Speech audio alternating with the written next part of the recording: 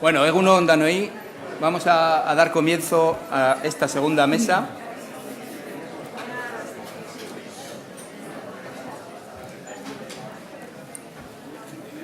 Que tiene como título La revolución de los datos, que no es que los datos sean revoltosos, ¿no? Sino que los datos lo que pueden llegar es a hacer un cambio, revolución en el momento en el que estamos. Yo creo que podemos llegar hoy al consenso de que el uso imperativo de la analítica de datos y la inteligencia artificial en el tratamiento de salud a los ciudadanos es lo que ahora nos toca. Antes, bueno, yo soy Martín Begoña, el subdirector de informática de Osakidetza, y antes el doctor Mikel Ogueta nos ha contado cuáles son las herramientas que ahora utilizan los profesionales y cuáles estamos poniendo también al servicio de los ciudadanos. En este momento yo creo que pienso que lo que toca es dar el siguiente paso. Tenemos muchos datos, tenemos mucha información. En el caso de Osakidetza yo creo que luego, si queréis, os damos datos de dónde estamos, pero los ciudadanos, vosotros, yo, todo el mundo, nos tiene que empezar a exigir algo más que lo que hasta ahora hemos visto. Tenemos que dar un vuelco a para qué podemos utilizar toda esta información. Y yo aquí he venido a aprender, porque me toca ahora, creo, que empezar a mover todo este tema, pero aquí tengo a tres ponentes que espero ser un alumno aventajado y tener la suerte. Por eso, gracias a Dios, estoy solo de moderador, que no soy el que tiene que saber, sino habéis venido a escuchar y a aprender. Voy a empezar presentando a los tres que me acompañan, según el orden establecido en el programa. Aitor Moreno Fernández de Leceta, allí. Es director de la Unidad de Inteligencia Artificial en Ibermática, es doctor en Inteligencia Artificial por la Universidad del País Vasco, es profesor del programa Big Data en la Universidad de Deusto, es profesor del programa de Inteligencia Artificial en la Universidad de Navarra, es máster en Data Science y en Innovation Business School, entre otros. Muchas gracias, Aitor, por tu presencia en esta mesa. Baltasar Lobato, Balta, buenos días. Doctor en Medicina Interna, especialista en Medicina Familiar y Comunitaria y máster en Gestión Sanitaria y Salud Pública. Ejecutivo con una amplia experiencia relacionada con la gestión, la innovación y desarrollo de proyectos en sanidad e industria farmacéutica. Además, posee una amplia experiencia en organización, estrategia y tecnologías de la información. Personalmente, dice que le gusta hacer frente a retos complejos y gestionar proyectos de transformación que involucren a gran número de profesionales y compañías diversas. Sus especialidades son el análisis estratégico, la planificación, la gestión de equipos, innovación, venta compleja, nuevos modelos de negocio. Es socio en Ernst & Young, de Health, es socio de la plataforma Open Salud y tiene experiencia como profesor en varios ámbitos. Muchas gracias, Balta. Vicente Palacios, Phillips. Vicente Palacios es... Vicente... Vicente es el apellido. Ah, Víctor, perdón. No te preocupes. Yo lo tengo peor. Yo tengo un nombre que es apellido. Yo tengo un nombre que es apellido y un apellido que es nombre. Ya.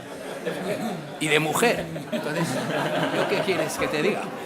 Pero el título de la Universidad de Deusto me pone, menos mal que los jesuitas saben de esto, me pone Martín de Begoña. Porque ellos me dijeron que todo nombre propio, que sea apellido, debe llevar el D. Cierto. O sea que, Cierto. ya sabes. Culpa de mí. Así nos quitaron. Y yo les dije que si eso no me iba a causar ningún problema algún día, y me dijeron que no. O sea, el título me pone Martín de Begoña. Begoña. Bueno. Pues eso, lo mío es peor. Usted no puede viajar en el avión, tiene que venir ella a facturar. En la universidad teníamos un profesor que era chino y dice, hoy sacar chica, hace mucho no sacar chica en Cerao. Y coge la lista. Begoña Oleaga Martín. Podéis hacer idea, todos los gansos de clase, tía buena, no sé qué. Y estos señores que lo viven muy mal cuando se equivocan, pues no sabe. Yo creo que luego me puso notable a final de curso por aquel error que tuve. Porque tampoco estudié tanto. Pero bueno, Víctor, sí. Perdona, No. De Vicente Palacios. Como quieras, da igual. Bueno, pues es Clinical Data Science en Philips Ibérica. Es doctor en Estadística Multivariante por la Universidad de Salamanca. Es coordinador de Data Lab USAL, grupo de investigación interdisciplinar orientado al análisis de datos de la Universidad de Salamanca. Y es miembro de Social Good University of Chicago. Data Science for Society. Esto. Que os iba a decir, como os he dicho, Yo espero aprender hoy mucho con ellos tres. Espero que sean, además de saber mucho, que sean docentes y que sepamos y que podamos aprender mucho de ellos, ¿no? Bueno, ¿por qué? Porque tenemos, como antes he dicho, yo creo que en este momento tenemos un problema, bueno, es un problema, es una oportunidad quizás, ¿no? Porque decimos o se dice que ahora hay dos fuerzas disruptivas, que pueden ser eso, pues que la analítica de datos y la inteligencia artificial. Y que esto dice que están transformando los servicios de salud. Yo creo que más que estar transformando, quizás está incipiente en que esta transformación se inicie, porque a mí ya me contaréis luego a alguien dónde se está haciendo de verdad algo. Pero tenemos que hacerlo, porque Mikel Ogueta antes nos ha contado, pues aquí de hecho somos 40.000 usuarios, tenemos 25.000 ordenadores, 14.000 impresoras y tenemos una volumetría de datos pues increíble, 63 millones de episodios, 65 millones de evolutivos, 8 millones de prescripciones farmacéuticas, 16 millones de mamografías, 2 millones de estudios de TAC. Quiero decir que esto, aquí está. ¿Y esto para qué lo utilizamos? Lo utilizamos ahora mismo para la asistencia, para lo que nos ha contado antes el doctor. Para eso sí, pero hay una segunda utilidad que todavía no la estamos utilizando, que es la que creo que llega el momento en que ya quizás hasta vamos tarde de empezar a darle forma y a trabajar en ello, ¿no? Para todo esto, esta información, además, lo que hay que tenerla, bueno, luego nos diréis, yo creo que es la calidad del dato. No solamente es tener mucho dato, sino tenerlo bien, y tenerlo estructurado, y tenerlo todo indexado, y conocer no solamente este número de mamografías que decimos, sino tener el antes, la mamografía, el informe, el tratamiento y todo lo que ha surgido o ha llevado a llegar al momento en el que estamos, ¿no? Poco más. Yo, como no sé y como digo que he venido a aprender, pues voy a darle la palabra a Aitor. Aitor, cuando quieras, cuéntanos cómo lo ves.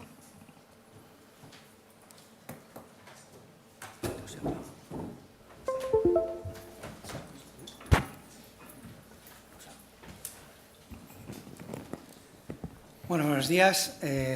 Gracias, Martín Begoña, gracias a la organización por darme la oportunidad de intentar explicar un poco qué es esta inteligencia artificial, cómo afecta la revolución de los datos, dónde estamos y hacia dónde vamos un poco. Bueno, el título de la ponencia se llama Descubriendo un mundo jerárquico, del caos de datos al mundo de grafos. Luego intentaré explicar un poco qué es el mundo de grafos de una forma sencilla, a ver si logro hacerme entender.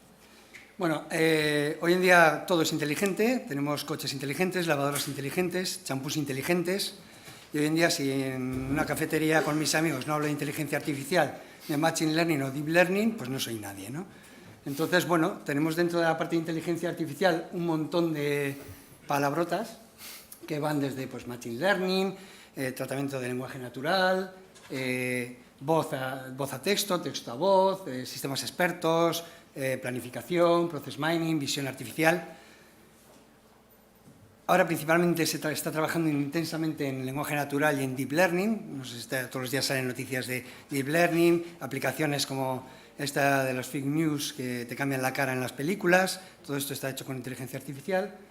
Y luego se empieza a hablar mucho en licitaciones y en proyectos de RPA, ¿no? De la automatización de procesos por parte de robots, que lo que hacen es, en ciertos procesos que tienen algo de inteligencia, no mucha, pues automatizar esos procesos con el objetivo de echar a la gente que no aporta valor añadido en las empresas. Bueno, no es el objetivo de echar a la gente, sino de potenciar aquellas tareas que tienen valor y las que tienen menos valor, pues que las personas que nos dedicamos a manejar los datos, bueno, pues que sean las máquinas las que manejen estos datos, nos den patrones para luego hacer una toma de decisiones más efectiva, más rápida y sobre datos ya, patrones ya estructurados, no perder el tiempo en manejar todas las dinámicas, Excel y demás, ¿no? Pero, ¿por qué? Realmente, ¿por qué hay un gran avance en los últimos años en la parte de inteligencia artificial y concretamente en salud, pero bueno, también en el resto de sectores, ¿no? Históricamente, pues, nos dicen que, bueno, que la parte de inteligencia artificial lo que nos va a ayudar es a tomar decisiones más efectivas en cuanto a la recomendación de terapéutica, al diagnóstico, a la adherencia farmacológica, porque estos sistemas nos van a dar estas recomendaciones, digamos, prescriptivas de una manera más optimizada o por lo menos con soporte matemático. Pero lo que no nos cuentan realmente es que donde realmente se está invirtiendo el dinero no es ahí. La gran evolución de la parte de inteligencia artificial viene, según mi opinión, por dos partes. La primera es porque está habiendo un cambio de paradigma entre la interacción de usuarios-máquinas, y eso está afectando a que, como veremos, a que por métodos clásicos no podamos gestionar toda esa información. Y el otro gran problema que está surgiendo y que está solucionando y se está invirtiendo millones de dólares es el conocimiento, el descubrimiento sobre los datos de información relevante sobre un conocimiento, pero que no está en una estructura plana, no está en una tabla, en un Excel plano, sino que el mundo es mucho más complejo, es jerárquico, y hasta ahora, hasta hace 2-3 años, los análisis que hacíamos con técnicas de inteligencia artificial y machine learning no eran eficientes porque trataban todo ese Excel como un objeto único. Bueno, pues veremos. Estos para mí son las dos patas en las cuales se basa el avance y la evolución terrible que está teniendo la inteligencia artificial y por qué se está invirtiendo tanto dinero en ello.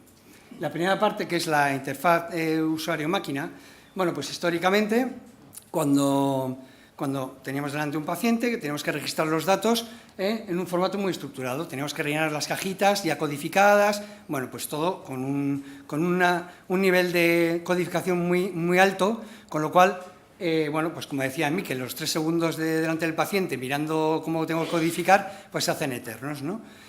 Bueno, pues esto es ineficiente en cuanto a estar delante de un paciente rellenando estos datos.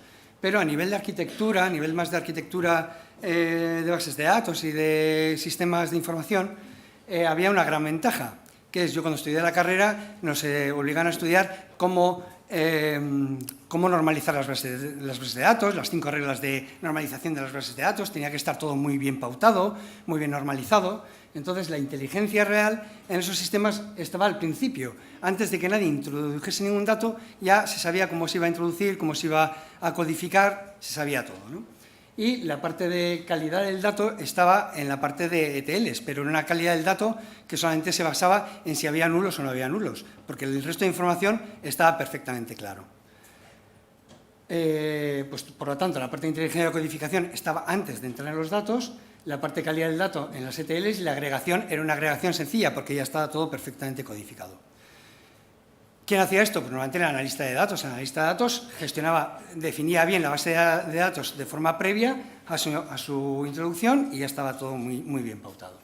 ¿Qué es lo que pasa ahora? Ahora nos centramos en el paciente, hablamos con él, entonces los sistemas han cambiado totalmente la interacción. Como comentaba Miquel de nuevo, pues ya los médicos escriben en texto libre, en su idioma, lo que está ocurriendo en el historial clínico. Las imágenes, se capturan las imágenes y tenemos las imágenes en bruto, digamos, tenemos ahí todas las imágenes tal cual se sacan de las radiografías, podemos incorporar voz directamente en los sistemas y luego ya los sistemas transcribirán la voz a texto. Tenemos un montón de información que viene de dispositivos, de movilidad, etcétera, que se integran en el sistema. Y tenemos sistemas de bases de datos en los cuales ya meter un nuevo campo en una base de datos de este tipo, que se llaman NoSQLs, ya no es un drama. Ya no tenemos que hacer un update de los millones de filas porque hemos metido un nuevo campo, sino que meter un nuevo campo es algo muy sencillo.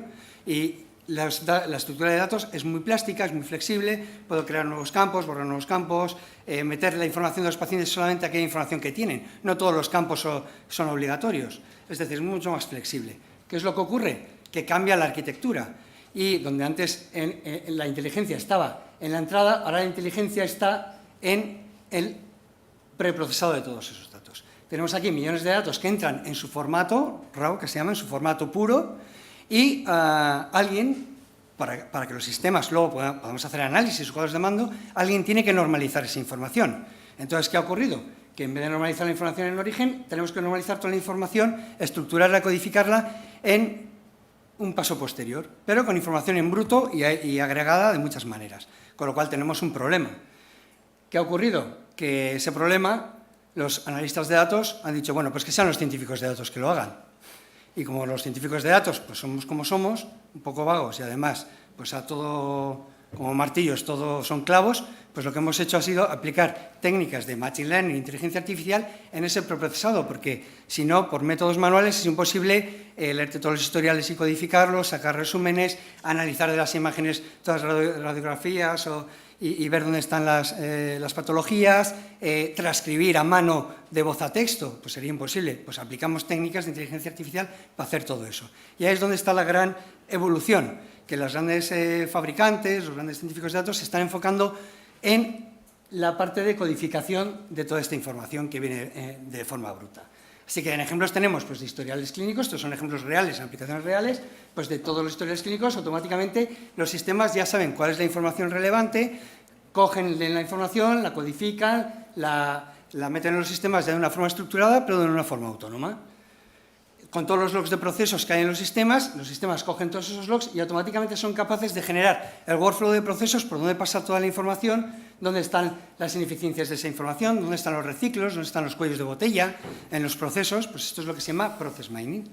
En imágenes también los sistemas ya empiezan a tener capacidad de analizar las imágenes y a partir de ahí etiquetar dónde están los outliers o las patologías que estamos buscando y a partir de ahí etiquetarlas y meterlas en el sistema como datos normalizados. Vale. Y luego tenemos un montón de APIs cognitivas que nos permiten hacer todo esto sin tener ni idea, sin ser científicos de datos, sino solamente llamando a APIs que nos dan los fabricantes para hacer tagueados de visión, extractar de texto lo que es relevante, transcribir de voz a texto, etc. Con lo cual hay una revolución en toda la parte de inteligencia artificial, pero que está basada principalmente en la codificación de esa información en bruto que viene de una forma desestructurada. Eso por una parte, pero claro, también hay en esa codificación tenemos un problema muy grave, que es la calidad del dato, como decía Martín. La calidad del dato, estamos anotando bien, porque claro, como ya son sistemas automáticos, están anotando bien los diagnósticos, los tratamientos, se gestionan bien las equivalencias, la sinonimia entre esos conceptos, gestionamos bien los acrónimos, recogemos la información que realmente es relevante o no, nos estamos dejando información relevante en el camino.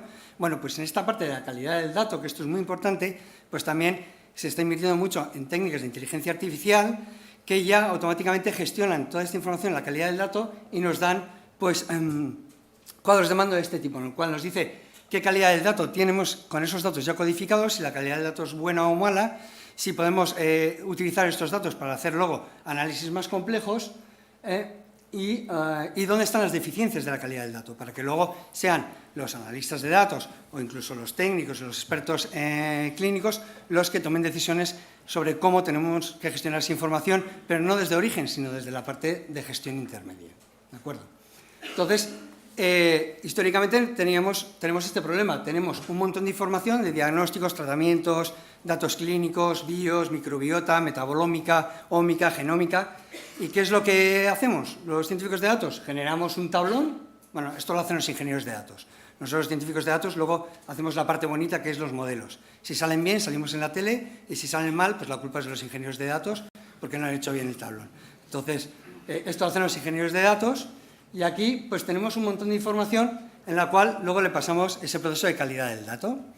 Y nos dice, bueno, pues de toda esta información, los pacientes que tienen los datos más o menos con un 80% de probabilidad o de confianza que esté completo son estos, y el resto tienen datos incompletos.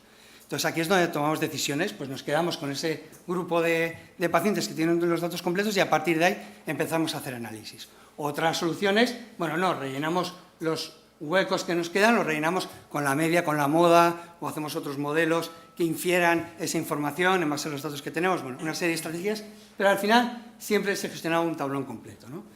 Pues bueno, veíamos que los modelos analíticos para recomendación de diagnósticos, tratamiento de eficiencia terapéutica, etcétera, no eran eficientes porque que esta información en estos pacientes esté vacía no quiere decir que no se haya rellenado, quiere decir que por alguna razón en algún otro tipo de dato a ese paciente no se le necesitaba hacer esa prueba o no tenía esa información, con lo cual nos hemos dado cuenta, algo que es evidente para vosotros, que es que el mundo no es plano, el mundo es jerárquico, es un mundo de jerarquías en los cuales la información se pauta en datos generales, datos diagnósticos, datos de tratamiento, datos clínicos, datos más genómicos, y no todo el mundo tiene que tener todos los datos rellenos, cada uno tendrá los datos rellenos en función de su perfil. Con lo cual aquí, bueno, pues ya os digo, traducir esto a una base matemática ha sido reciente, ha sido hace 3 años, y a partir de aquí, pues empresas como Facebook, Google, Amazon, sacaron lo que llamaron el Knowledge Graph, que es el análisis por grafos, que es, ya no voy a analizar la información de una forma plana, sino que voy a analizar la información de una forma jerárquica. Voy a meter los datos de mis pacientes en distintos grupos de distintos niveles y luego los sistemas tendrán que ser lo suficientemente listos como para empezar a sacar conclusiones de una forma general hasta una forma más específica. Y aquí nos encontramos con la dualidad generalidad-especificidad. Es decir, si cogemos todos los datos, los modelos van a sacar conclusiones muy generales en los campos más altos de la jerarquía y más específicos en los datos más bajos de la jerarquía. Esto sería un ejemplo. La gran ventaja que tenéis en medicina, esto se llaman ontologías, que es cómo organizamos la información en una forma jerárquica.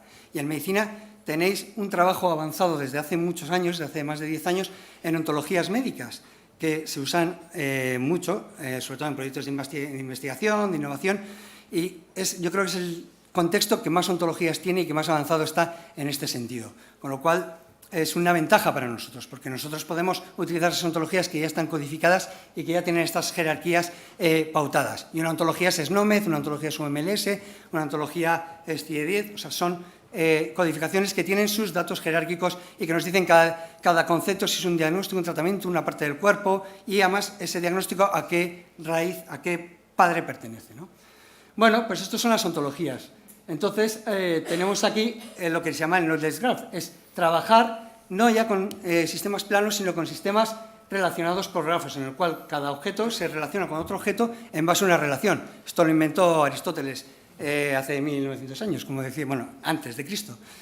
Es decir, que esto es la lógica formal de primer orden, que nos sirve no solamente para almacenar esta información muy similar, de una forma similar a como razonamos nosotros, sino además nos permiten hacer inferencias. Y hay dos tipos de modelizado en la parte de inteligencia artificial que ahora se está trabajando mucho y que es el presente, que son las redes semánticas, que nos permiten simular ese razonamiento mental en base a una lógica formal y nos permiten que los sistemas infieran en base a reglas nuevas conclusiones, y lo que estaréis oyendo constantemente, que son redes convolucionales, que son deep learning, que son sistemas que no utilizan esa lógica formal, pero que internamente buscan captar esa diferencia de granularidad entre la generalidad y la particularidad de una forma matemática.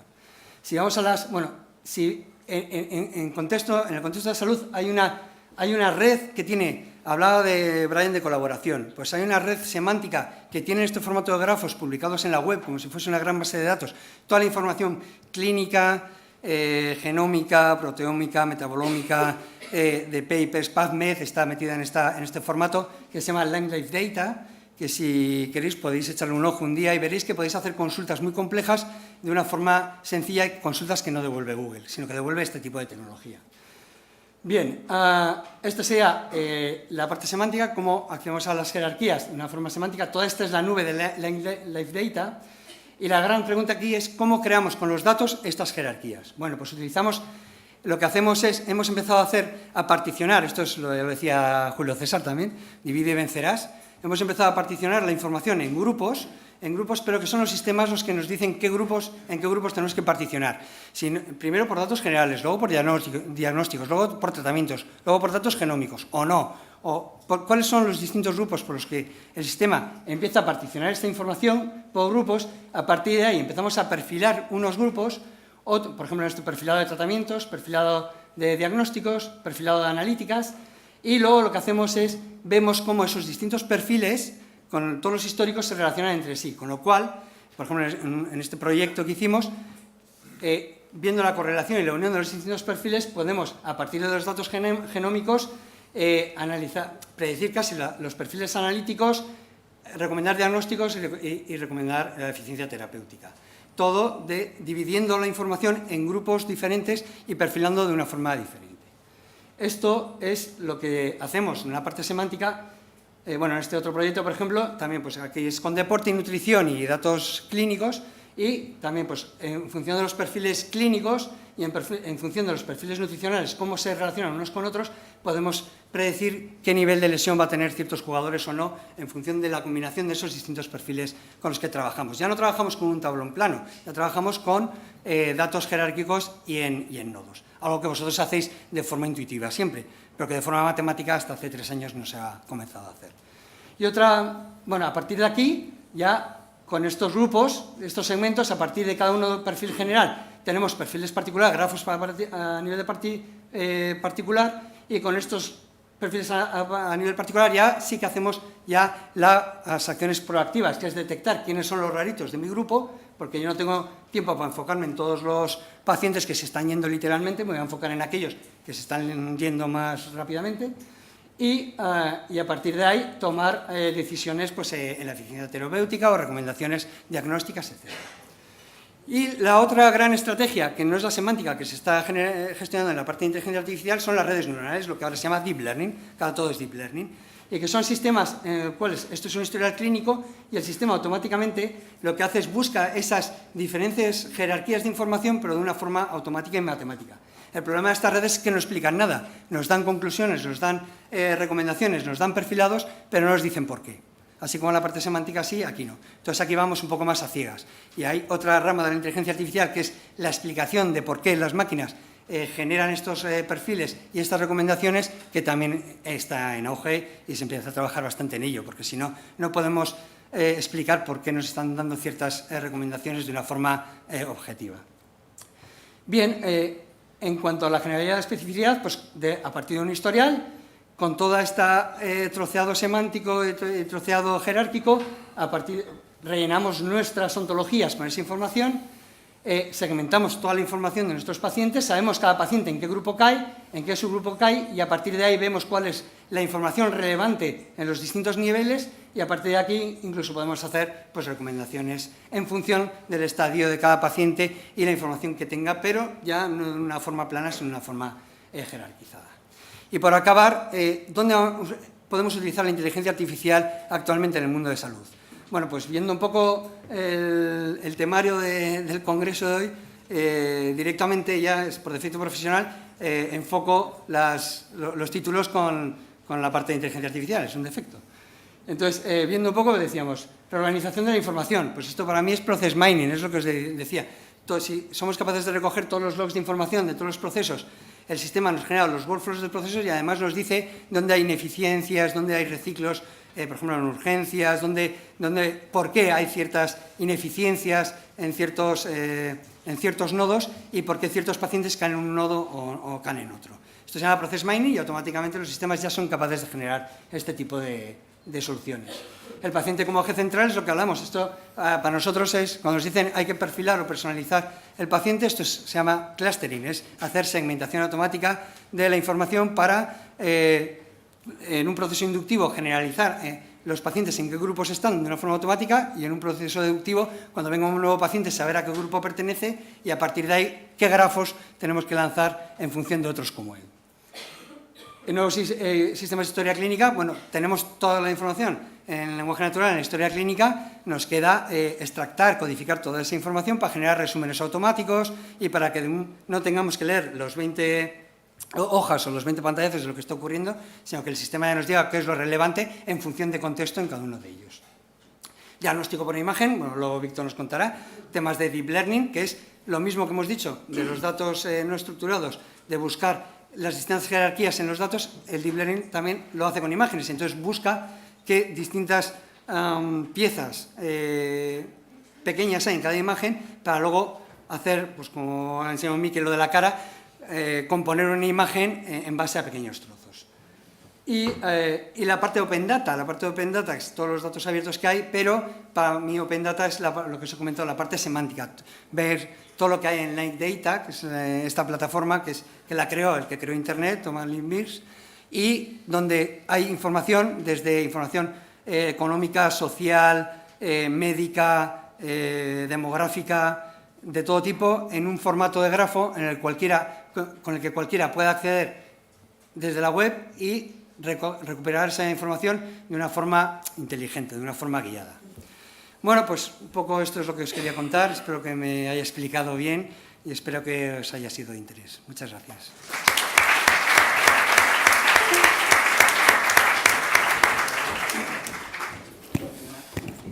Sí. Así no tengo que... Muchas gracias, Aitor. A continuación, Balta, tienes la palabra.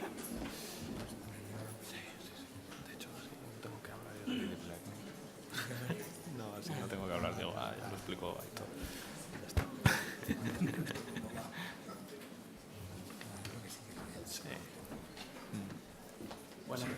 Guardión. Me ha dicho Martín que guardión es buenas tardes en vasco. Todo el mundo dice egunon, yo es guardión. Oye, es de Sevilla bastante hace, ¿no? Bueno, yo soy médico, no soy científico de datos, pero soy un médico friki desde que era médico de familia, así que estos temas siempre me han encantado.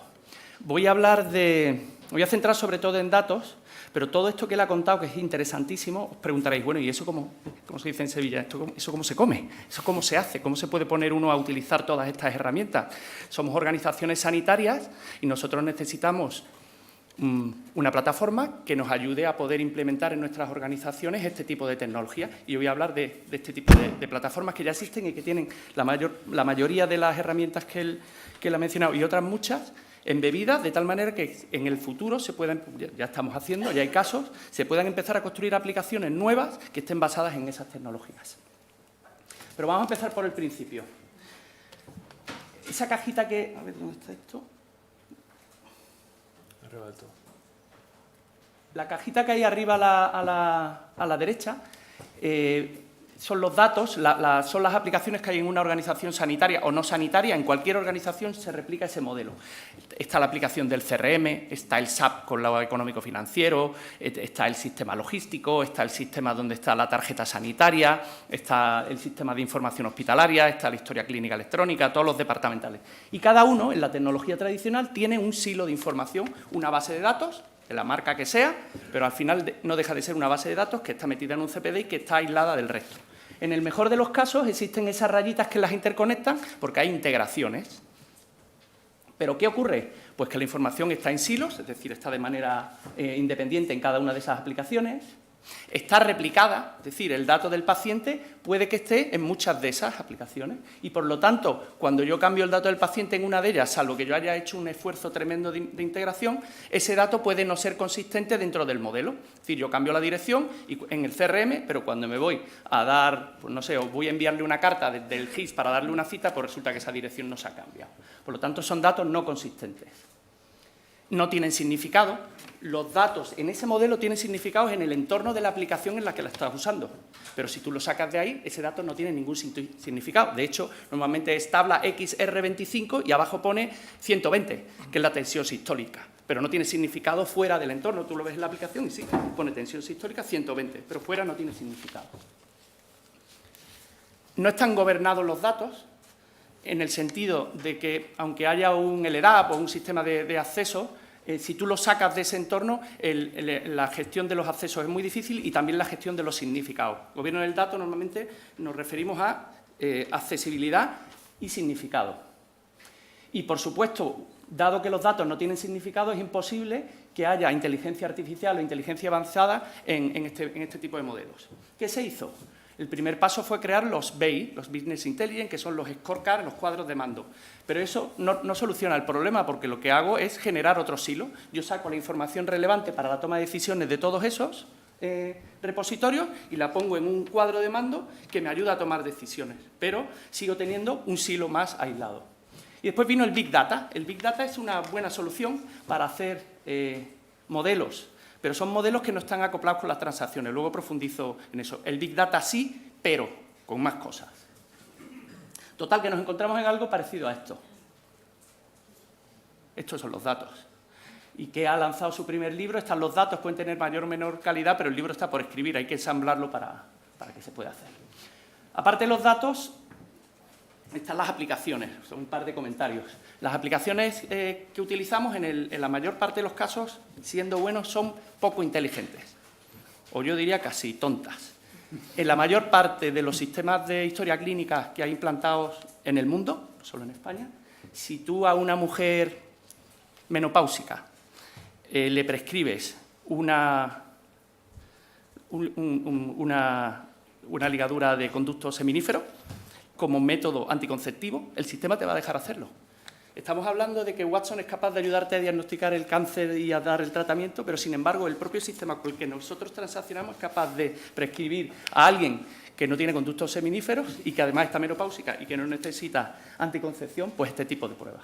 Poco como broma, pero al final no dejan de ser sistemas que no son inteligentes. Y después, a nivel de infraestructura, pues seguimos trabajando en lo que son modelos de data center. Cuando Google tiene 10 millones de servidores y esos 10 millones de servidores están gestionados por unas 50 personas y están a nivel mundial. Hay que cambiar la tecnología porque esos 10 millones de servidores en según qué negocios nos van a hacer falta. ¿Y qué ha pasado? Desde que Google creó lo que se llaman las tecnologías distribuidas, que están basadas también en microservicios y en distribuir en miles de servidores pequeñitos toda la información, Google es capaz, que os hagáis una idea, Google tiene un modelo de datos único por debajo, distribuido en esos 10 millones de servidores, y cada vez que uno de nosotros accede a Gmail o accede al buscador, en nuestra cookie personal, de los miles de millones de personas, va guardando cuáles son nuestro perfil y nuestras preferencias. Y en ese mismo momento en el que tú haces el clic, hace una subasta electrónica de segundos al mejor postor para que en el banner te aparezca la publicidad que más se adapta a lo que tú quieres. Ese es el 90% del negocio de Google. Eso, que es un Big Data, está totalmente acoplado al negocio. El Gmail y el buscador es la misma aplicación y por debajo lo que lleva es un Big Data, pero lleva la inteligencia artificial y las aplicaciones están desarrolladas sobre la propia herramienta de inteligencia artificial. Y es eso lo que permite que la respuesta de la aplicación sea automática e inmediata. Si tú lo desacoplas, puedes hacer modelos predictivos muy interesantes, pero hasta llevarlos a la toma de decisión delante de un paciente hay mucho tramo. De hecho, más de un 70% de los modelos predictivos que se hacen bien hechos en una organización nunca acaban en el sistema operacional, por diversos motivos. Pues tienes que hacer un cambio en la transacción de la aplicación, tienes que contratar al desarrollador, tienes que hacer múltiples cosas y eso la mayor parte de las veces se queda por el camino. Entonces, ¿qué ha ocurrido? Entidades como, por ejemplo, el Corte Inglés, que quieren competir con Amazon, empezaron a hacer grandes inversiones para intentar equipararse. Y lo que ocurre con el tiempo, después de esos millones de inversión, es que cada vez el Amazon se está separando más del Corte Inglés o Google de BBV. ¿Por qué? Pues porque son nativos, tecnológicamente son nativos digitales y por mucho que tú con los transaccionales habituales trates de alcanzarlo, lo que se ve es que cada vez se están separando más. Bueno, ¿cuál podría ser una respuesta? Yo no digo que sea la respuesta, pero podría ser una respuesta para estos tres retos que he nombrado a nivel de datos, procesos y arquitectura, y que ya compañías españolas, como el Corte Inglés, BBV o el propio Bupa Sanitas, están utilizando. Es una tecnología que consiste en un solo repositorio para los procesos estratégicos. No se trata de meter todos los sistemas de una organización sanitaria o no sanitaria en un nuevo modelo, sino aquellos que sean los más estratégicos y los más importantes, evitando los hilos de información.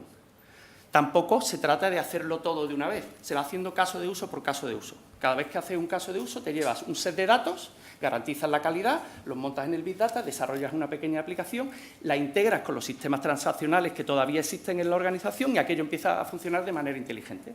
Y además va creciendo de manera exponencial, porque cuando quieres hacer la siguiente aplicación ya tienes una buena parte de los datos que te trajiste del anterior y además como está basado en una tecnología que se llama microservicios, a lo mejor un 30 o un 40% de la funcionalidad de la aplicación anterior la puedes reaprovechar, con lo cual el crecimiento es exponencial. La plataforma tiene que tener un gobierno del dato centralizado, con lo que decía, el gobierno tiene que ser que el dato sea único lógicamente, que tenga garantía de acceso. He visto muchos fracasos en proyectos de Big Data que se han hecho de manera masiva y cuando el CIO o el CEO ve que esos datos están en un lago enorme donde está toda la información, se echa para atrás, eso da mucho miedo. Todo el mundo accede a qué, cómo se gobierna eso. Eso tiene que estar definido desde el principio. Y después, muy importante, tiene diccionarios, han nombrado, nosotros tenemos el SNOMED, el ICD-10, o sea, hay un montón de diccionarios que si tú lo implementas en una plataforma de este tipo, la propia plataforma utiliza la inteligencia artificial en la propia gestión del dato para ayudar a los desarrolladores a darle sentido a ese dato. Es decir, utiliza la inteligencia artificial para proveer servicios a los usuarios de la aplicación, pero también utiliza la inteligencia artificial para el propio desarrollo de las soluciones. Desarrollo de las soluciones con inteligencia artificial nativa, tipo Google. Es decir, cuando yo hago una nueva aplicación, yo ya la hago pensando en las capacidades que la inteligencia artificial tiene para ayudarme a hacer esa transacción. Luego voy a dar un ejemplo. Debe ser capaz de trabajar real-time y offline. Un tema muy importante. no estaríamos solucionando nada, porque claro, las aplicaciones de los distintos proveedores, pues por mucho que me faciliten las licencias, yo no soy dueño de esa aplicación. Estas plataformas hacen al que las quiere dueño de esa aplicación, de tal manera que si tú quieres discontinuar el mantenimiento, esa aplicación es tuya. Sería una contradicción que volvieran a hacer lo que se llama el vendor locking, ¿no?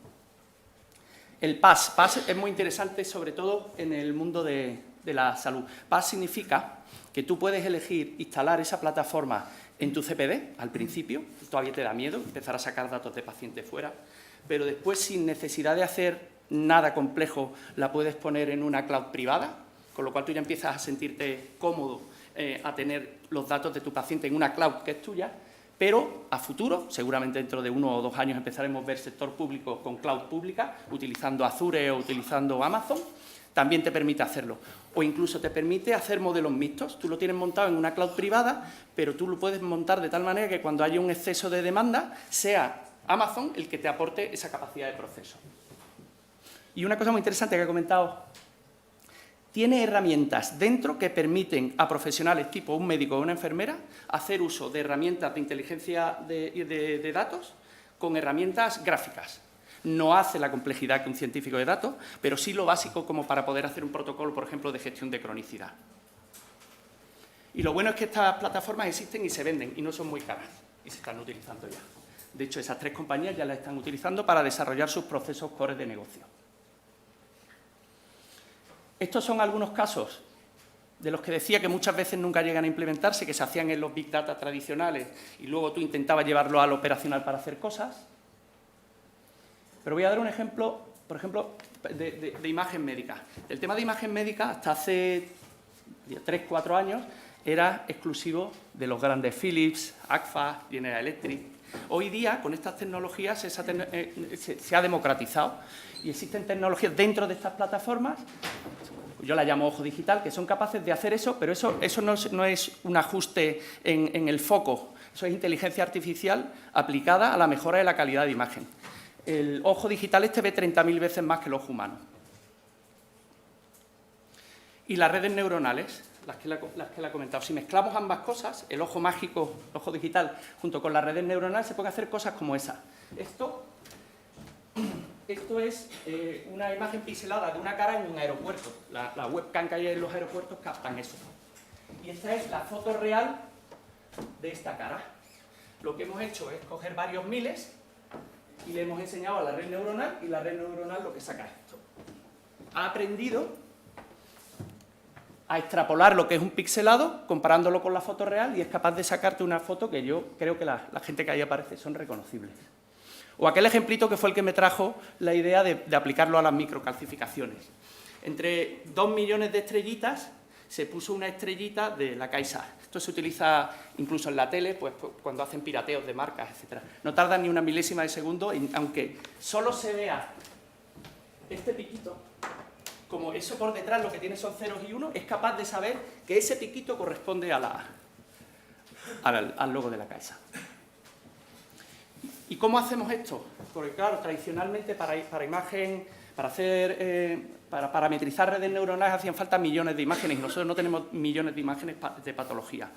Pues con estas 2 tecnologías hacemos una pantalla como esta, donde el radiólogo lo que hace es, clicando en los distintos elementos que definen el cáncer de mama, esto lo ha definido lógicamente un radiólogo, dibuja sobre la mama cuál es la lesión y la red neuronal se convoluta de tal manera que ya sabe a qué estamos hablando. Entonces, con estos modelos no ocurriría el ejemplo que se puso antes, donde había creo que era un tatuaje, y el sistema se equivocaba, porque la red neuronal se enseñó masivamente para aprender todo.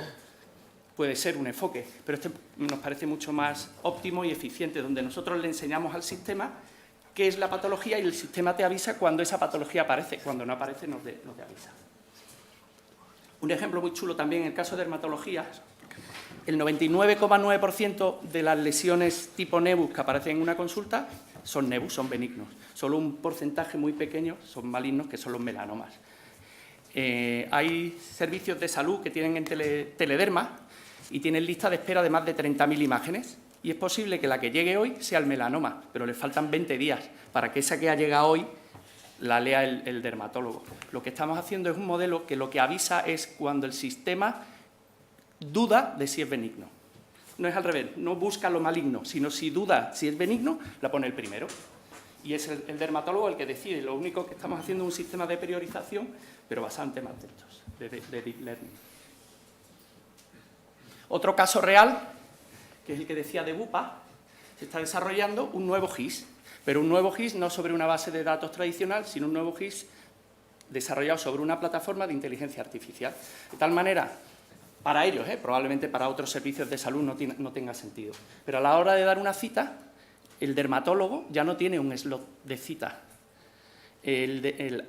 Cuando una persona llama, el sistema es capaz de saber qué necesidad tiene esa persona, en qué tramo horario es cuando más le conviene y cuánto esa persona suele tardar en una consulta de dermatología, y en función de eso le asigna una cita sin necesidad de que haya hueco, le da la que él precisa. Eso se llama medicina centrada en el paciente.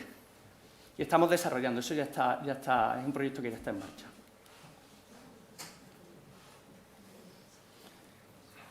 Hace 2 o 3 años una compañía muy innovadora traía una solución que era capaz de leer en los PDFs y era capaz de tabular los PDFs.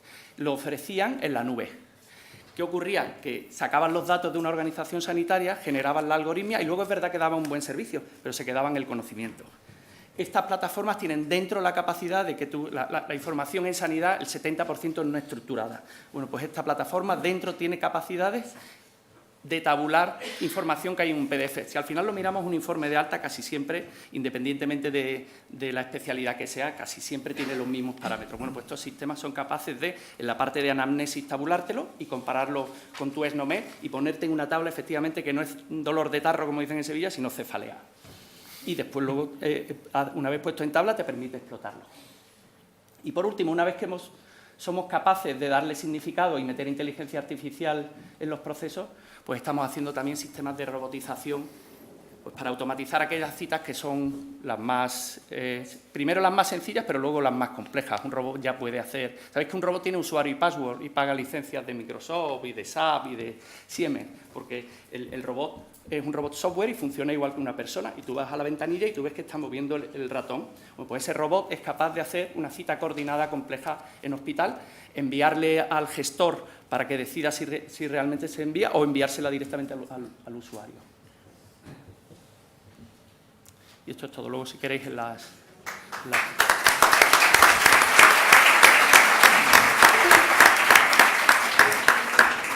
Muy bien, muchas gracias, Balta.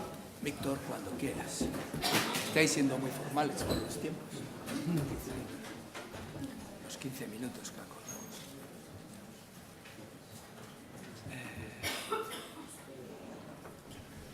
Bien. Bueno, me toca justo antes de comer, es un poco duro, pero lo voy a intentar. Os voy a intentar contar cosas un poco distintas de las que hayan contado, aunque probablemente me repita, y eso es un problema porque no había visto antes las presentaciones de ellos, pero bueno. Antes de nada, me ha presentado antes como Vicente, bueno, no pasa nada. Yo sí soy Data Scientist para Philips, pero básicamente donde trabajo, o donde hago la mayor parte de mi trabajo, es en el departamento de cardiología de Salamanca. Y justamente unos minutos antes de que empezara estas charlas, me ha saltado un aviso de LinkedIn, dice, hace 2 años que firmaste. Y justo es hace 2 años que empecé allí. Y sí, empecé y estoy intentando desarrollar la inteligencia artificial allí en el departamento, es porque tanto el jefe del departamento, Pedro Luis Sánchez, como Philips apostaron por ello, y es algo que os animo a que probéis porque tiene al final resultados, como voy a ir indicando. Pues nada, voy a hablar un poco de aprendizaje automático, que es lo que han denominado anteriormente como Machine Learning, yo lo llamo en castellano, da igual, es lo mismo, exactamente lo mismo. Y voy a poner un poco de ejemplos de lo que hemos hecho en Salamanca, pero también hablando de temas que hay que tratar cuando hablamos de inteligencia artificial, que no vale todo. Entonces, bueno, lo he estructurado en 3 ejes, un poco cómo vemos la medicina actualmente o cómo se visualiza la medicina futura por algunas personas. ¿Qué es el aprendizaje automático? No voy a entrar mucho porque ya mis compañeros han hablado bastante. y un poco de lo que yo llamo Deep Medicine, que es el título de un libro de Eric Topol, que os recomiendo mucho, es muy bueno y habla un poco de todo el entorno de la inteligencia artificial aplicado a medicina, en casi todos los campos. Y bueno, he cogido ese término, aunque lo que realmente voy a hablar es un poco de Deep Learning, ¿no? Del aprendizaje profundo. Bueno, esto es lo que después de 2 años en el servicio de cardiología me he dado cuenta que la mayor parte de los médicos hacen, que es pasarse mucho tiempo delante del ordenador. Y bueno, son 2 viñetas bastante graciosas. Una de ellas es de una estudiante que acaba de empezar y dice: ¡ay, qué bien! He estudiado medicina por lo bonito que es el paperwork y el trabajo delante del ordenador, ¿no? Bueno, esa es un poco la realidad actual y no debería de ser así. ¿Cuál es el problema de cómo se plantea la inteligencia artificial? Antes, el compañero también Aitor ha sacado un robot así, un poco de este estilo, que es frío. Dices, pero ¿qué pasa? ¿Nos van a robar el trabajo? ¿Nos van a quitar? Esto yo lo he vivido en una charla en la Facultad de Medicina de Salamanca. Una de las preguntas principales era: Tú nos vas a quitar el trabajo, tú eres el culpable de que en el futuro no tengamos trabajo y no seamos médicos. Y yo, no es esa la perspectiva que tenemos que vender con la inteligencia artificial, porque es muy equivocada. Y por otra parte, pues lo impersonal que puede llegar a ser, ¿no? El decir, bueno, siéntese, ponga el código de barras ahí y ya le diagnosticamos lo que sea. Esa no es la realidad, o no es como lo deberíamos de ver. La realidad es que ahora mismo todos estos datos, que son muchos, como han estado, no me voy a repetir porque ya han hablado mucho de ello, lo que sucede ahora es que por muy estructurados y muy bien que estén, que eso es una maravilla, quien lo procesa es el médico. O sea, el médico tiene que procesar muchísimas fuentes de información distintas, que bueno, somos humanos y podemos cometer errores, y es muy difícil de procesar toda esa información para un ser humano. Entonces, ¿cuál es la utilidad de la inteligencia artificial o de la tecnología en general? Yo voy a hablar un poco de aprendizaje automático, pero de la tecnología en general. Tenemos que hacer de interfaz para que todo ese procesamiento sea mucho más fácil y el médico pase tiempo con el paciente, porque, como ponía en la primera viñeta, para lo que se estudia medicina es porque el paciente es lo primero, no es el ordenador o estar delante del ordenador. Bueno, y por eso pues también es por lo que yo he acabado en Salamanca. En parte, todo ese proceso de intentar crear herramientas de inteligencia artificial puede parecer muy bonito, y he dicho que llevo 2 años, pero en realidad mis compañeros llevan mucho tiempo, desde 2007, trabajando en una base de datos estructurada, de calidad, para que yo haya llegado hace 2 años y me lleve los premios, ¿no? Pero en realidad lo importante es el trabajo de los ingenieros de datos, como anteriormente has dicho. En mi caso no los voy a criticar, al revés, les voy a poner un poco el premio de todo. Y bueno, ¿qué es lo que se puede hacer? ¿Qué es lo que podemos hacer? Bueno, pues ya han hablado de algunos ejemplos, yo voy a hablar de alguno de ellos. Podemos mejorar la gestión hospitalaria, reducir las listas de espera, como ha comentado anteriormente, hacer una gestión más eficiente de las citaciones, podemos gestionar mucho mejor los medicamentos, también se ha hablado. Y en nuestro caso, la gestión de, por ejemplo, de las pruebas de imagen. Y eso es lo que hemos hecho en Salamanca. Gracias a esta base de datos, que es IntelliSpace Cardiovascular, hemos construido un algoritmo de inteligencia artificial que, una vez que un paciente pues, con una patología específica, en este caso estenosis aórtica, llega y se hace un ecocardiograma, sabemos perfectamente cuándo tiene que venir a hacerse el siguiente. Sencillamente por los valores estructurados y la imagen que detectamos. Entonces, en vez de seguir las guías clínicas, podemos ser mucho más efectivos y ahorrar al sistema un sobrecoste o incluso, al contrario, aquellas personas que tienen más necesidad de una prueba más reciente, detectarlos mejor. Y bueno, ya saltando un poco a otro tema que es relacionado con el aprendizaje automático, que es un poco lo que he denominado Deep Medicine. No voy a hablar de las redes neuronales porque ya anteriormente Aitor las ha introducido muy bien, pero bueno, las redes neuronales, lo que poníamos al principio como fuentes de información muy diferentes, nos permiten ese procesamiento, encontrar patrones un poco complejos dentro de toda la información que, pues, agregada o desagregada, podemos introducir en ellas, ¿no? Y bueno, pues para poneros un ejemplo, esta imagen se proyectó a unos 400 radiólogos, de los cuales el 40% no se dio cuenta de esto. Había un gorila. Es una tontería y es un poco lo que ha hablado antes Rafa, es un poco el caso contrario, de decir, bueno, yo estoy cansado, estoy leyendo muchísimas imágenes, de hecho el caso no solo era esta imagen, era un conjunto de imágenes bastante más grande y en una de ellas estaba el gorila. Entonces la persona está analizando y va a lo que quiere ver, pero no se da cuenta que hay un gorila. Pues a lo mejor tenemos que verlo desde otra perspectiva. Quizás el algoritmo de inteligencia lo detecta o no, pero lo que nos va a permitir es no estar tan cansados y centrarnos en lo que es importante, ¿de acuerdo? Luego, hay otro punto que me gustaría hablar, que es cómo se ve todo lo de la inteligencia artificial. Se ve como cajas negras, como, bueno, yo aquí lo pongo a la izquierda, yo meto datos, lo meto en el algoritmo y si me sale bien, pues bien, y si no, pues vuelvo a mover los datos, lo vuelvo a meter y hasta que salga. Esa no es la idea, esa no debería ser la idea. Y otro de los puntos es, son algoritmos súper complejos, súper difíciles, esto es increíble. Elon Musk empieza a hablar de, wow, estamos al nivel de los chimpancés. No, no es la realidad. Y de hecho, en 2016 se llevó a cabo una investigación bastante graciosa. Veis ahí una paloma dentro de una caja y esto es una imagen histológica, ¿vale? Entonces, a un grupo de palomas se les entrenó para que detectaran células cancerígenas y si las detectaban se les daba un poco de alpiste. No sé cuánto porcentaje pensáis de acierto que consiguieron después de este entrenamiento. Pues consiguieron el mismo que el estado del arte de los mejores algoritmos. Un 94% de acierto, ¿vale? En aquella época, ahora tenemos un porcentaje mejor. Y la decisión entre, bueno, ¿qué quiero? ¿Una paloma o quiero un algoritmo? Pues mejor un algoritmo que no consume alpiste, ¿no? Y que no se muere. Pero lo podéis buscar, ¿eh? De hecho, el artículo es muy interesante y muy divertido. Y luego, lo que ha comentado anteriormente Aitor, que es la interpretabilidad, que es lo que estaba hablando. Yo lo meto aquí en el algoritmo y que sea lo que sea, ¿no? A nosotros, los data scientists, nos gustan mucho los concursos. Y entre ellos, hace unos años, había un concurso que era intentar detectar caballos en imágenes, que diréis, vaya tontería, ¿no? Pero para el algoritmo, a lo mejor, si le pones una cebra a un burro, pues le cuesta, ¿no?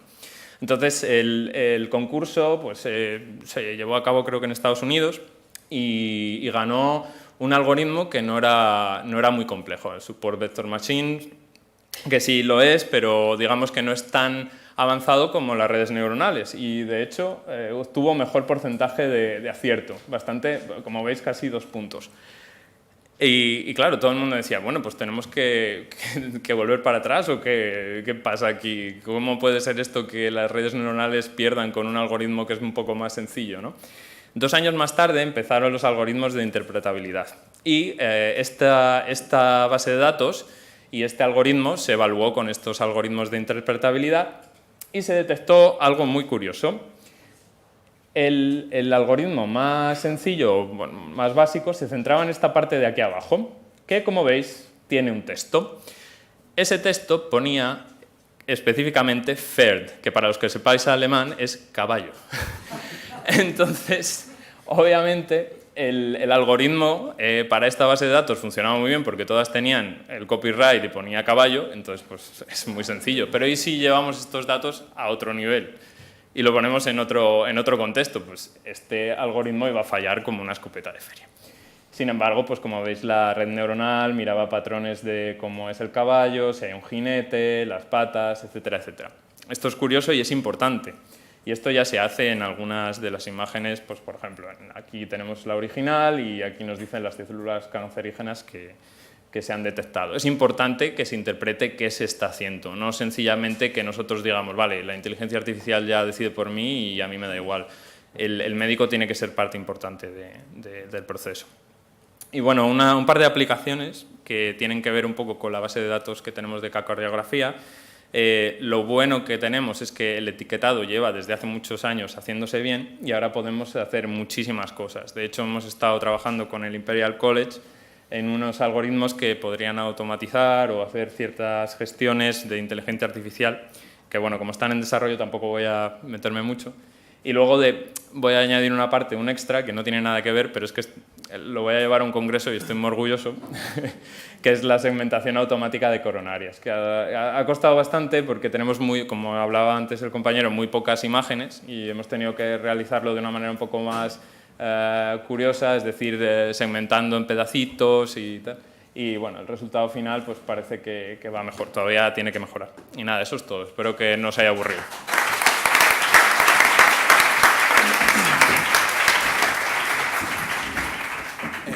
Muy bien, muchas gracias a los tres.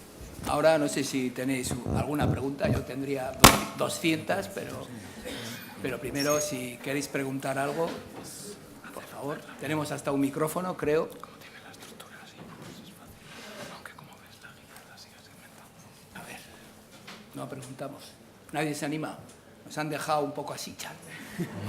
Bueno, yo, por ejemplo, yo que estoy trabajando en un servicio de informática, yo le preguntaría al que quiera contestarme de los tres, ¿qué tenemos que hacer? Ahora tenemos, en los servicios de informática ¿qué tenemos? Informáticos. Entonces, ¿cómo tenemos que alfabetizar a esta gente, a estas personas? ¿O qué tipo de profesiones tengo que traer? ¿Tengo que traer ingenieros de datos? ¿Tenemos que traer matemáticos? ¿O cómo va a ser en el futuro para poder atender todas estas tecnologías que nos habéis contado, que creo, como hemos dicho al principio, que es algo a lo que debemos de ir? Yo la idea que teníamos, o no yo, sino la idea que tenemos en Osakidetza sí es crear la unidad del dato y un poco trabajar sobre ella. Pero ¿cuál sería? ¿Cómo lo veis? ¿Qué debiera de hacer? ¿Qué debiéramos de hacer en Osakidetza? Yo creo que lo primero sería empezar con un caso. Elegir un caso en que a ti te interese, en el que tengas suficientes datos y ciertas garantías y arrancar con un caso de uso. En cuanto al tema de los científicos de datos, hace como 3 o 4 años el perfil más buscado era diseñador de videojuegos. Hoy el perfil más buscado es científico de datos. Son rinocerontes blancos y ninguna organización normal puede permitirse tener muchos perfiles como ellos, con lo cual hay que buscar herramientas que permitan a seres normales poder hacer este tipo de análisis. No sé qué opináis. Bueno, yo creo que esto es algo imparable, esto es algo que está ya y que, bueno, que en otros contextos como el marketing en los últimos 20 años, los mayores mentes privilegiadas, matemáticas, analistas y tal, se han dedicado a desarrollar estas tecnologías en el contexto del marketing. Se está aplicando ya en todos los contextos y va a ir a más. Es cierto que hay una gestión del cambio importante que hay que hacer y hay que tener, sobre todo, hay que aplicar una metodología a la hora de gestionar estos proyectos. Nosotros tenemos una metodología que es estándar, universal, se llama CRISDM, en la cual lo principal es preguntarse el para qué quieres hacer un proyecto de este tipo, cuál es tu objetivo de negocio y cuál es tu objetivo de minería y qué ROI te va a dar. Y a partir de ahí hay claramente 4 perfiles.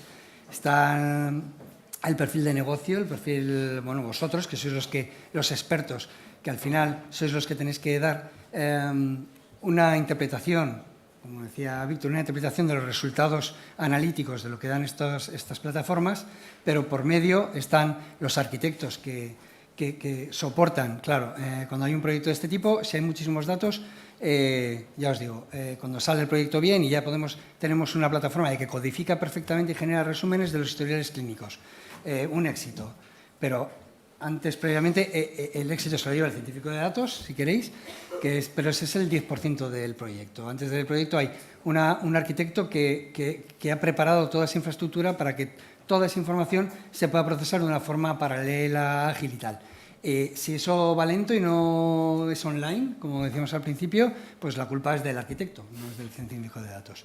Luego hay que integrar, hay que agregar esa información, ahí es donde entran los ingenieros de datos, que tienen que estar hablando mucho con el experto en negocio para ver qué datos se integran, en qué formato, cuantos más datos mejor, bueno, sí, pero no, la calidad del dato, todo ese trabajo, que es casi el 80% del proyecto, eso lo hacen los ingenieros de datos, los analistas de datos, que no hacen la parte algorítmica, sino que lo único que hacen es preparar todos esos datos en ese, lo que llaman data lake, en esa plataforma que el arquitecto tiene que mover de una forma ágil, ¿no?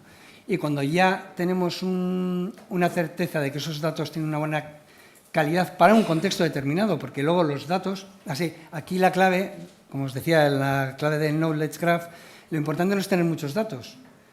El conocimiento no está en la cantidad de datos, el conocimiento está en saber cómo esos datos se relacionan entre ellos. El conocimiento no está en tener muchas codificaciones, sino saber esos códigos cómo se relacionan entre ellos. Y esa relación entre ellos no es la misma para un contexto oncológico que para un contexto terapéutico que para un contexto farmacológico. Los datos son los mismos, las relaciones son diferentes. Entonces, la gestión de esas relaciones son las que hace un ingeniero de datos, una lista de datos con negocio. Y cuando ya tenemos todo eso ya pautado en unas estructuras que nosotros llamamos el modelo digital del paciente para un contexto, entonces ya cuando entra el científico de datos ya poner la guinda. Pero digamos, la menor proporción de un proyecto, aunque actualmente es la que más valor le dan, porque al final es donde tiene éxito o no. Pero bueno, cambiarán las cosas. Dejaremos de ser elefantes blancos para que se le dé el peso. Pero entonces, perfiles, esos 3 perfiles, ¿no? Y luego está el cuarto perfil, que es el diseñador, que el diseñador efectivamente es el que es capaz de plasmar en un cuadro de mando esas conclusiones para que alguien que no es ni matemático, ni científico de datos, sino que sois vosotros, podéis comprender y dar interpretabilidad a lo que está ocurriendo, aplicarlo en tiempo real. Entonces, esos son los 4 perfiles que, bueno, como en toda la informática, pues se irán demandando y yo creo que luego llegará un momento, como ha ocurrido siempre en informática, que el perfil muy demandado será aquel científico de datos con una componente muy vertical médico o aquel ingeniero de datos con un componente muy vertical médico, muy especializado en cada uno de los verticales en los que se vaya a trabajar. Sí, bueno, yo no quiero enrollarme mucho. Solo voy a hablar del caso de Salamanca o cómo lo llevan allí en el departamento de cardiología. Como he dicho, hace 2 años era yo solo. Ahora somos 3 científicos de datos, cada uno trabajando en distintos proyectos. Y bueno, la verdad es que hace 2 años cuando entré, toda la gente me miraba como este hombre es como un extraterrestre o algo así, que hace ahí entre medias de médicos. Pero con el tiempo intentando educar un poco, no educar, sino aprender, porque esto es billetivo. O sea, yo he aprendido más cardiología en estos 2 años que antes no sabía casi ni ubicar el corazón. No, hombre, eso no. Y ellos también han aprendido de mí. Entonces, bueno, a través de charlas, de educar un poco, de hacer proyectos conjuntos con médicos, ellos han entendido lo que es la inteligencia artificial o lo que son todos estos algoritmos. Y eso es importante, porque tienes que tener a gente que esté entre medias de lo que es el científico de datos y lo que van a ser los usuarios. Pero también es importante educar a los usuarios, porque son al final los que van a utilizar esas aplicaciones. Y entre ellos, pues, por eso esa educación tiene que ser un poco... es lenta y cuesta tiempo, pero al final da sus frutos. Sí, solo un comentario más. Totalmente de acuerdo con los 4 perfiles, pero todos habréis oído que Google ha generado, por ejemplo, un algoritmo que es capaz de detectar la retinopatía diabética y hacer el seguimiento. Pero seguro que no conocéis a nadie que lo esté utilizando en el día a día en un hospital. Falta un 5º perfil, que es el que lo ponga realmente en marcha en una organización y lo meta dentro de la manera de trabajar de esa organización. Sí, de acuerdo. Sí, y luego también nosotros trabajamos, por ejemplo, con muchos laboratorios bio y tal, que la gente son científicos bio. Y siempre están acostumbrados pues, con sus Excel, con sus datos, con sus PDFs, a sacar los datos, a hacer sus análisis de student, a hacer sus análisis ANOVAs, a hacer sus análisis... Y claro, les hemos enseñado, ¿no? Les hemos mostrado la capacidad de aplicar de una forma transparente para ellos, pero más o menos sencilla, estos análisis multivariables para que los sistemas te generen esas reglas que te puedan dar indicios o evidencias de qué te dicen tus datos, y se han reconvertido en unos científicos no científicos de datos, porque ellos no matemáticamente no lo hacen, pero unos no sé cómo convencidos fans de estas plataformas, porque ya todo lo que hacen lo meten, empiezan a analizar esas conclusiones y a partir de ahí, cuando ya tienen indicios, bueno, luego ya hacen sus Annovacy Student, pero muy dirigidos, para sacar el paper. Y cada vez más hay papers que valoran en una cross-validación, ya es válida a nivel científico. Entonces, bueno, no es algo... Igual puede dar la sensación de que los científicos de datos es muy excluyente, ¿no? Al final, tenemos las herramientas ahí. La gran ventaja de esto de Big Data es que se ha democratizado estas herramientas, que antes solo tenía Google, ahora las puede tener cualquiera. Entonces, yo os animo a que utilicéis estas herramientas con vuestros simples datos, con vuestros Excel, con modelos muy sencillos, que muchos están prepautados, que ya te dan ciertas conclusiones sobre tu negocio que dices, va, esto ya lo sé, pero es una evidencia. Pues bueno, pero es una evidencia, pero objetiva. O esto, mira, esto no lo sabía, es absurdo. Pues es absurdo, pero lo descartas. O sea, que está cada vez está más democratizado y os animo a dejar de utilizar Excel y a empezar a utilizar este tipo de herramientas, que hay muchas, como tipo RapidMiner, o incluso el Excel mismo tiene ya embebidos estos algoritmos que de una forma como funciones te pueden ayudar a hacer estos análisis. Bueno, si tienes alguna pregunta. Yo lo que creo es que, de todas maneras, para que las cosas se usen, dices la retinopatía o cualquier otra solución, lo que hay que tener es líderes de negocio que empujen. Tú estás en Salamanca, la doctora antes nos ha contado lo que ella piensa. Yo creo que si eso existe, luego es más fácil. Lo que nos dice la universidad también, o Gartner, o todos estos empresas que trabajan sobre ello, es que elijamos temas que sean cortos en el tiempo, desde que empiezas hasta que lo puedas poner en marcha, que sean pocos y que el coste que tenga también sea pequeño. Tenemos que conseguir que nuestros mayores crean en esto y que vean que esto funciona y que tiene sentido.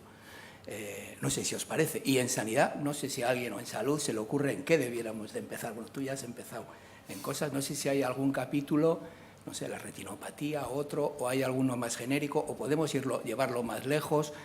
La atención a ese ciudadano, esa atención diferenciada que antes también en la mesa anterior se ha comentado, o cómo lo veis, o buscamos una patología o qué es lo mejor. ¿Esperamos a tener un líder que tenga ganas de empujarlo? Quizás. Bueno, hay que tener un promotor, eso está claro. Hay que tener un promotor que lidere. Esto en industria ha pasado. En esta industria hace 2 o 3 años decíamos, bueno, ahora estamos en la fase de poco a poco, o sea, poco a poco. Vamos haciendo una POC, luego vamos haciendo otra POC, hasta que la industria se convenza de que está la parte analítica en el mantenimiento predictivo, en la recomendación de guías de mantenimiento, de forma automática, se consolide y, bueno, pues ya hemos pasado esa fase poco a poco y ya poco a poco vamos ya a proyectos más grandes y más integrados en el negocio. Pero en salud lo mismo, yo creo que, como os decía en mi charla, la primera parte es la utilización de todas estas tecnologías para capturar aquella información relevante, para capturar el conocimiento de toda esa información que ahora no está estructurada, que es ingente, masiva. No me imagino a nadie cogiendo historiales clínicos y haciendo resúmenes a mano. No me imagino a nadie cogiendo, lo que os decía, audios de voz y transcribiendo a mano. Pues no, hay que agilizar esa estructuración de toda esa información de una forma automatizada y con estas tecnologías para que, en primer lugar, podamos sacar cuadros de mando muchos más efectivos con mayor información, que nos está pasando ahora en muchas unidades clínicas, que vamos a hacer un proyecto y el primer problema es los datos que no están. Están, pero unos los tienen, están en nuestra vida global, otros los tienen en otro silo, otros los tienen en un Excel, otros están en los historiales clínicos, pero hay que hacer una tarea de leerse esos historiales y rescatar aquella información concreta que queremos. Bueno, pues ese rescate tendría que ser de una forma automatizada, masiva e inteligente, en todos los sentidos, en todos los contextos, en todos los formatos. Y una vez que tengamos eso ya trabajado como primer punto, ya podremos hacer muchas más cosas, pero yo creo que esa es la primera parte. Bueno, lo que estamos tratando de hacer, en línea con lo que dice Martín, es hacer proyectos pequeñitos, que nosotros le llamamos casos de uso, se tienen que hacer en menos de 4 meses, con un precio inferior a las 6 cifras, es decir, si se pudiera encajar en un negociado sin publicidad, ya estaría bien para poder arrancar rápido. Y después, cada organización es un mundo, pero aconsejamos empezar con aquellos datos que más estructurados estén. Cuanto más estructurados estén, más sencillo va a ser, Por eso hemos empezado mucho con imagen médica. Imagen médica es DICOM y están los PACS y eso es universal y en todos sitios funciona de la misma manera. Luego es una buena área para empezar. Temas de laboratorio, temas de prescripción y después, en el caso de Bupa, pues ellos decidieron empezar por algo que también está muy estructurado y como muy estandarizado, que son las citaciones o lo que es el GIS.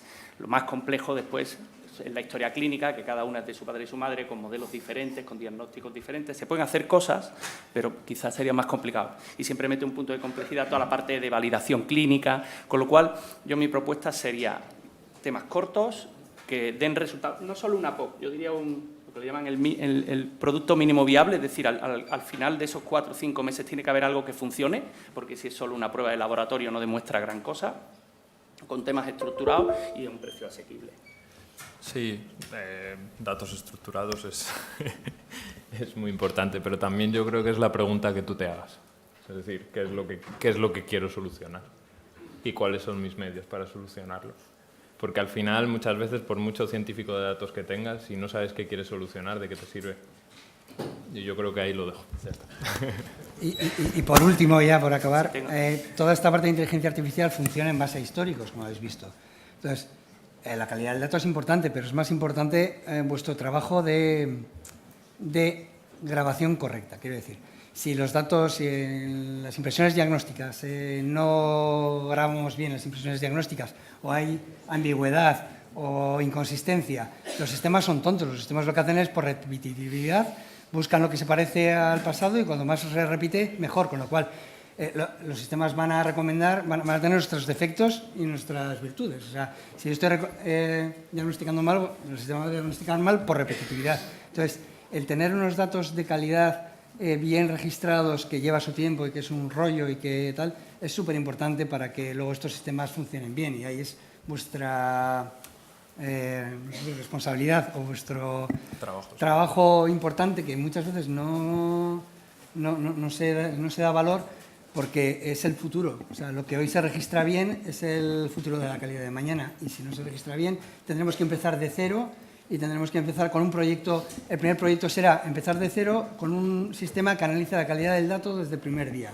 Y no valdrá nada de lo que hemos hecho anteriormente. Entonces, eso es muy importante. Solo un comentario. Tengo un amigo en la startup que dice que en sanidad está lleno de miles de soluciones en busca del problema.